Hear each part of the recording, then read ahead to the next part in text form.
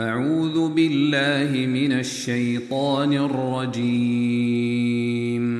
بسم الله الرحمن الرحيم. والنازعات غرقا والناشطات نشطا والسابحات سبحا فالسابقات سبقا فالمدبرات أمرا يوم ترجف الراجفة تتبعها الرادفة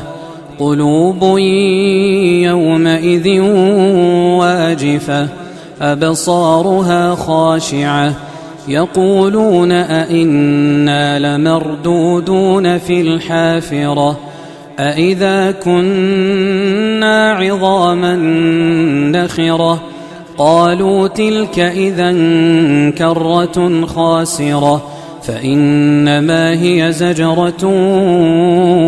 واحدة فإذا هم بالساهرة هل أتاك حديث موسى إذ ناداه ربه بالوادي المقدس طوى اذهب إلى فرعون إنه طغى فقل هل لك إلى أن تزكى وأهديك إلى ربك فتخشى فأراه الآية الكبرى فكذب وعصى ثم أدبر يسعى فحشر فنادى فقال أنا ربكم الأعلى فأخذه الله نكال الآخرة والأولى إن في ذلك لعبرة لمن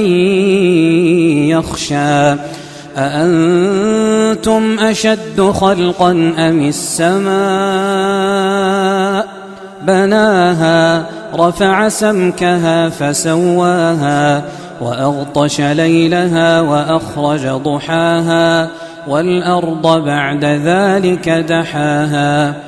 أخرج منها ماءها ومرعاها والجبال أرساها متاعا لكم ولأنعامكم فإذا جاءت الطامة الكبرى يوم يتذكر الإنسان ما سعى وبرزت الجحيم لمن يرى فأما من طغى وآثر الحياة الدنيا فإن الجحيم هي المأوى وأما من خاف مقام ربه ونهى النفس عن الهوى فإن الجنة هي المأوى يسألونك عن الساعة أيان مرساها فيم أنت من ذكراها إلى ربك منتهاها إنما أنت منذر من يخشاها كأنهم يوم يرونها لم يلبثوا إلا عشية أو ضحاها.